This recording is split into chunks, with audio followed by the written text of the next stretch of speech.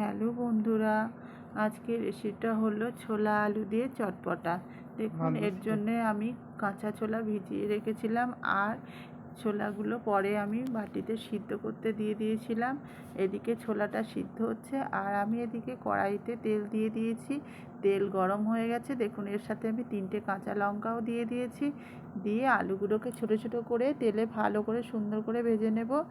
একটু ভাজা হয়ে গেলে এখানে পরিমাণ মতন নুন দিয়ে দিয়েছি, আর দিয়ে দিয়েছি হলুদ গুঁড়ো। দিয়ে এবার সুন্দর করে একটু নেড়েচেড়ে লাল লাল করে ভেজে নেব। একটু ভাজা হয়ে গেলে আমি এখানে সিদ্ধ করে যে ছোলাটা রেখেছিলাম, সেই ছোলাটা আমি এবার, দেখুন কি সুন্দর হয়ে গেছে ভাজা। এবার ছোলাটা দিয়ে দেব। ছোলাটা দিয়ে একটু নেড়েচেড়ে ভালো করে ছোলাটাকে ভেজে নেব।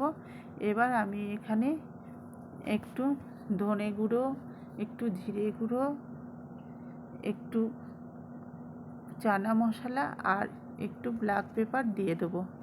ছোলা আমাদের স্বাস্থ্যের পক্ষে খুবই ভালো, আর ছোলা আলু দিয়ে ভেজে সুন্দর সন্ধ্যাবেলায় টিফিন খেতে খুবই ভালো লাগে, মুড়ির সাথেও ভালো লাগে।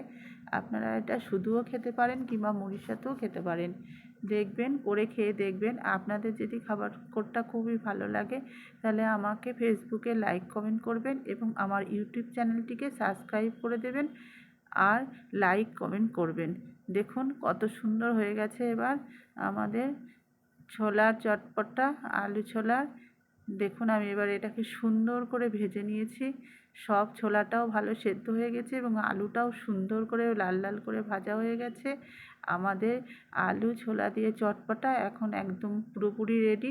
এবার আমি এটাকে নামিয়ে নেব। নামিয়ে দেখুন কত সুন্দর হয়েছে, আর কত একটা সুস্বাস্থ্য খাবার। আপনারাও বাড়িতে করে খেয়ে দেখবেন, কেমন লাগে আমাকে কমেন্ট করে জানাবেন। Tata, bye bye. আবার আসবো নতুন রেসিপি নিয়ে আপনাদের সাথে।